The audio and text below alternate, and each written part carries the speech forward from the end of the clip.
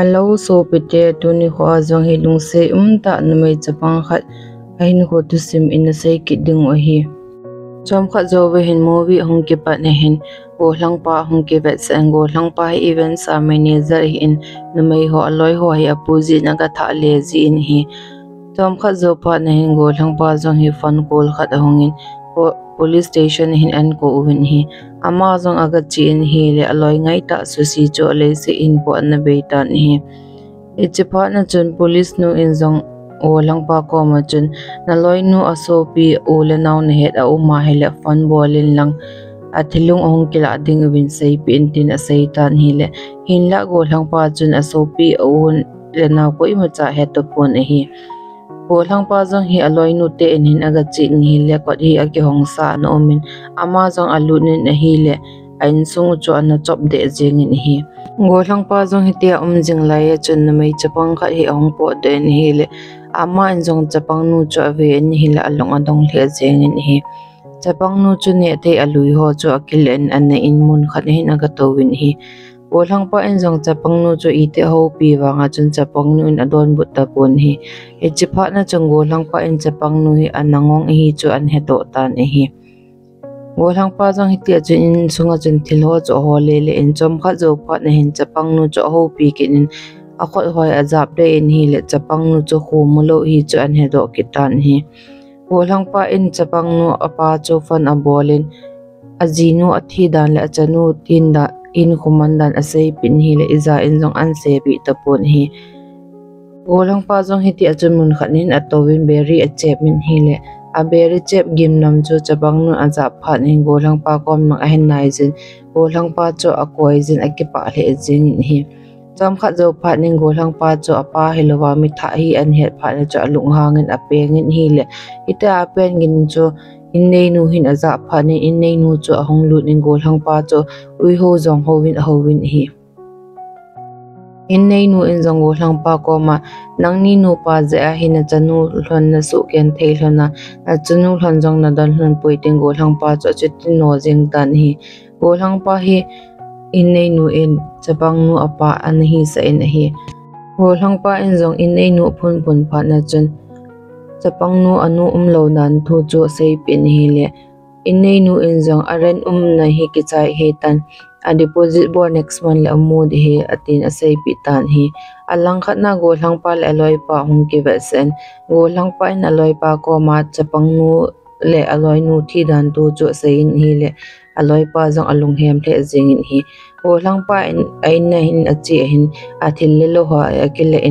in bhara pi zo lo zin na chun chapang nu kom hin achi kitan hi chapang nu na an achi hin go lang pa in long chapang nu choi ti chun a ho pi thei pon eti a chun chapang nu chun ne the an in mun khat in thi be chan ki tung in hi noodles ni sa ding ati in hi le chapang nu noodles chu ana dot ni ani ta pon hi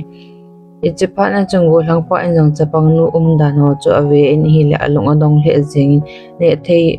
alui ani azit na chun ama jong cho aki gelin hi le phamo asa in hi ti achun chapang nu ne thei ho cho pai mang pin ama jong akeng ko hi alado in chapang nu in ipi momong abolam ti hin avel hi hutan hi chapang nu in jong go hlang pa keng ko mai le pha na chun amu lo pha nin ki pa ta hin achin ane thei koi na lang cho zon in ane thei cho hol ni le ane thei cho amu ta pun hi ite go hlang pa ne thei na pai mang pi ani thei amu lo pha na cha alung hangin hil ho cho ti achun alado in asut se gam tan hi iti phana chung go lang pa jong hi polangin apo do in ne the hi chapang nu ading hin tampi han cho pi in akoi pin hi le chapang nu chun akipa le jeng in hi chapang nu in jong go lang pa ko min ong in noodles cho ane khom than tan hi iti achung go champha zo phan hin go lang pa in chapang nu noodles ane sa zo phan chun chapang nu jong hi ki pa te in washroom ma chun sawan ho hi akinu in amai jin chiting le bang ho achun aloi jin ki pa ta in chang se na ki che min hi le hi chu go hlang pa na ve in hi la long dong le jing in hi go hlang pa jong alang khan nai lung kham le jing in hi ama jong window in anda in aga ave in hi la polanga chun ai nei nu le mi them kha hi ke hu chu aga mutan hi ama jong in sung lang alut ki ning chapang nu chu ni stampi van aki khelo jina chun avan ho cho khel piding atin hi le chapang nu cho pen tho phat na chun ama jong chapang nu apen jina cho aki chen azam do tan hi ama jong hi te apo do zo phan ni a laptop to van adal ha cho an gel do an nung chi kit nin hi le achi achun in nei nu hi kot kom hin ananding tan hi ni chepa na chon ama ho jong hi alu khom ovin in nei nu chun in ki cho ding ho chu in ho sung ho cho su thing sa tan hi iti achun golang pal in chapang nu chu chom kha zo pha ne hin sil ding an ti tan hi golang pa in jong chapang nu anu wan khat hi ala in chapang nu chu ana sa en hi le chapang nu in anu wan hi chu an he do tan hi golang pa in jong chapang nu chu washroom in apuizin asil gu in hi le chapang nu chu ti pen tho tan ai nei nu cho hongin ang alung hangin golang pa ko ma nang hin chapang sin dan jin he poitin ho se en hi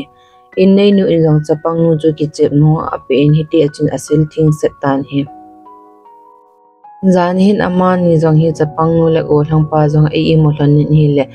wal hong phe in chapang nu aki chawalin golang pa ko min anga lumin hi le golang pa in jong chapang nu cho aga thamin hi le ati ana pe jing in anadam mo tan hi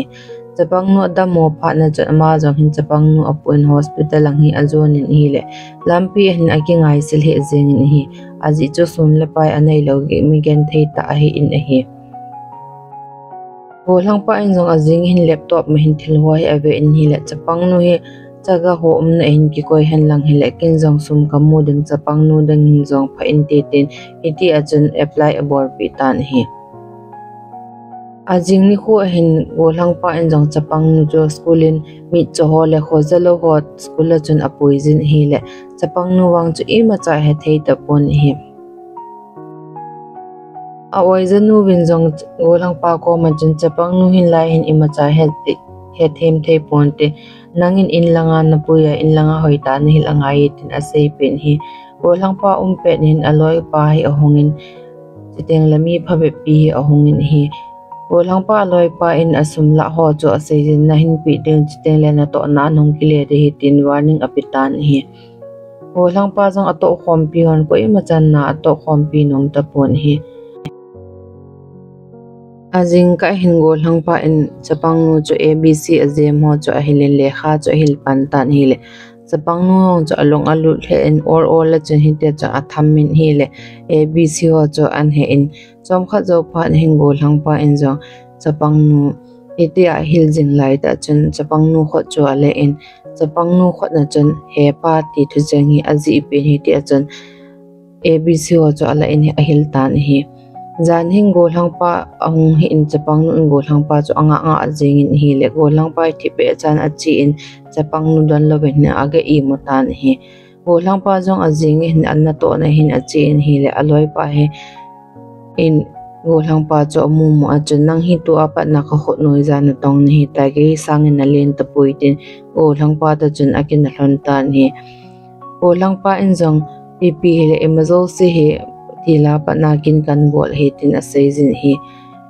golang pa jong hung po do in hi le lampi hin aloi pa in numei kha an su se gu in hi chamu phana cha lung hangin a chin aloi pa chu vo ke tan avu in numei nu chu in langin hin aga tha in hi iti a jang golang pa jong numei nu in langa ka tha zo in ama jong in langin akile ki den hi le sapang nu nom te an i mun golang pa in sum chu ave in hi le hlom cha kha bo ni phana chu ama jong hi alung a kham the jeng tan hi aji chu ipidi ki man cha dham ti chu agelin hi le ma he alung dong hi tan hi aloi nu fan chu ave ve in hi ti chun chom kha zo phan aloi nu fan chu ahong in i le chapang nu niaw lai chu amu in hiti chun golang pa in jong message ho chu aloi nu to mi khat ki text na ho chu asim simin hi le aloi nu hi numei khanin sum abat thu cha an hedo tan hi cha sum aban nu hi thing hlanga ma a hi in ama ni hi cd sunga a hi hlonin hi iti achun ama ni jong cho ajing ni kho hin golang pa ta chapang nu cho thing hlangam zo ni hin akipa do hlon tan hi gari a chi hlon hin chapang nu hin no masal he jengin hi aji cho ni kho so ta zawani sa jong aza pha chuteng le hui ho jong hi amu hi zia chu golang pa hin lekha china ding hlunnu nupi nu lim chu tampi hi print awolin a choizin a hom le jingin ami hi adong le jing tan hi ite achun koima enjong a happy pon ko langpa jong hi aga lutin hi la chapang nu hi gari in ana to tapon a hormo tan ama jong apo do in hi la langkhat langa hin chapang nu chu uicha kha to in ana ki chimin te simini to hin ana to bin om ta in ana ki chimin hi te sipun jong go langpa chu an hwani sen tia chun te se pu lo la ya chun awa le in hile te se pu ko ma chun na to na ding a holin hile te se pu in la ya no ma hele na to ding hi wanga sum jong na mu de te se pin hile o lang pa chun te se pu cho ki thu pin na ho cho tong in hile lel he jing in hi aji cho ma he office sunga building noiza na tong hi in hi ti a thinglang na to cho amma hin ata sign a tho zo ta pun hi ite chu amani jong akitor kit hun hi le lampi ni adang acha hlonin tui don dil anei hlan pon mun khat nei na ke nga hlonin go hlang pa hin mi hun song hin don kho ga gu ta ni adon kho gu chu an join amani jong hi chapang nu ten mun khat ne ato hlonin tui ten ane khom hlan ta ni go hlang pa en jong don kho a hi chu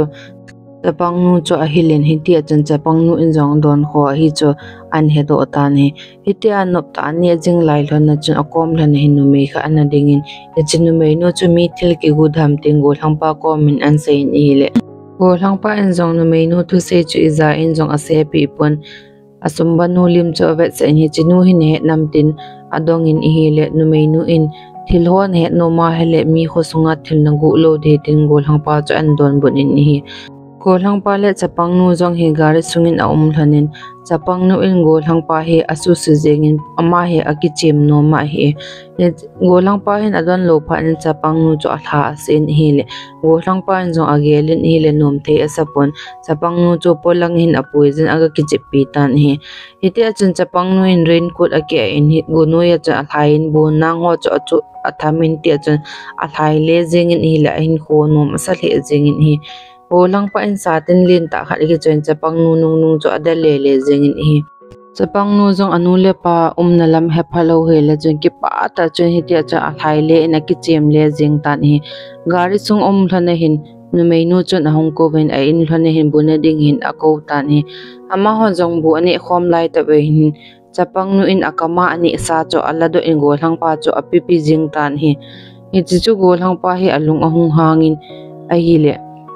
numei no apa chun go hangpa ko min ke ka jinu jong hi ti ama tabang hi in akama patna ani sa la do mi api ji hi angai lu pen mi bo pi ji hi tin asai pi tan hi le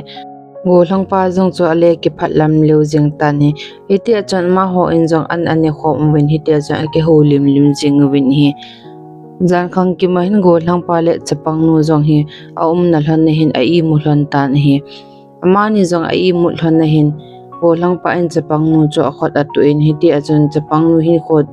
khan khoding ho cho gelin hi le alung adong mong jing tan hi aji chu sumle pai khat cha jong anei lo hi iti achun chapang nu le go lang pa cha i mu hlan in jing ka hin go lang pa jong nu mei nu te in langa chun achin hi le upa pa chun thil kha an sel cho ga mu do in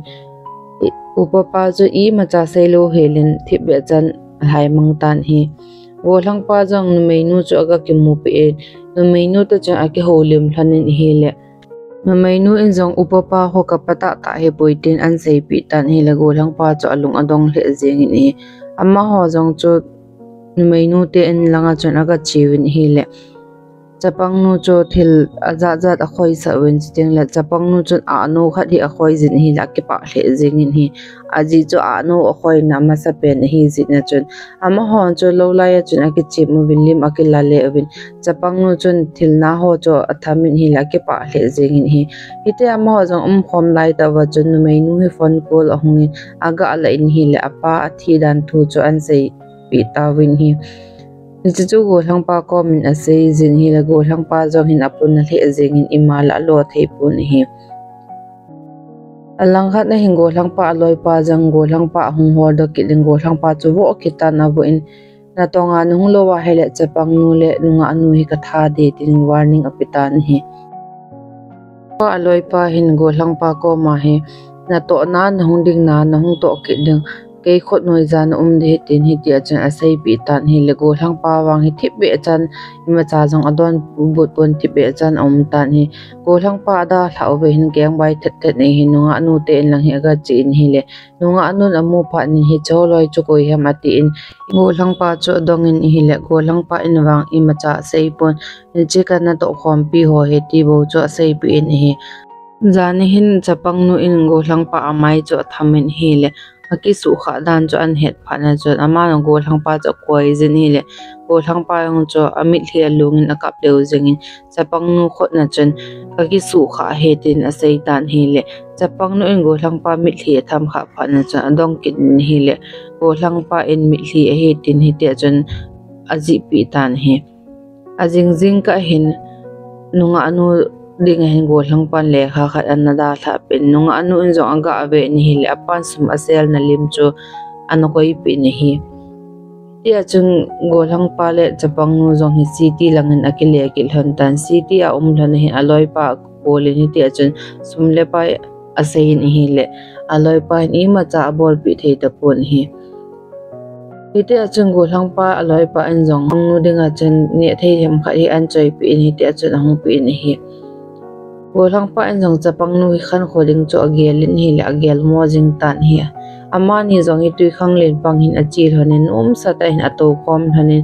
amani zong tui khang len pang a chunom sa ta na ki chem khom hanin hi amani zong ki chep khom ran zo hin in lang azon han tan hi zanin go hlang pa jong aki gel jengin jingka hin go hlang pa in chapang nu hi un khat hin ato se ne thei tam pi hi cho pe ni ti achon a ho lim jengin chom khat zo hin thip be chan chapang nu cho da hlata ni chapang nu jong akom vela mi chagin aza lo phana chon ete achon akom vela ho cho thamin hi le koima lo an het phana chon ama jong cho alung a khamin bang hola cho athamin ti achon go hlang pa cho thi hol tan hi itia chapang nu go hlang pa hol phana chung chapang nu go hlang pa cho amu zo ta pon lo ada tha hi an het phana chu chapang nu cho ha kap min akap tan hi chapang nu chu itia chun aka ka jeng pa ne hin go hlang pa hi chom kha zo pha ne hin chapang nu ada tha zo lo ji na cho hung ki le ki ni hi le chapang nu in jong go hlang pa kho cho la in a khot na chun he pa ti thu cheng azi in hi le go hlang pa jong ala in awal be se akap ha jeng ta ni tia chun chapang nu in apa ngai dan alung na dan o cho asei hi tia chun sign cho bolin hi go hlang pa in jong ada tha loading thu ho cho asei tan hi tia chun ama go hlang pa jong akitim lelwalen chapang nu cho koi jin ichini kho pa na chun go hlang pa in chapang nu cho ada tha tapon acha bang in akisin tan hi Gorti ho tu sim chu hi chan hin ki chai ta na ngai no ma hi le like share subscribe in a bol pin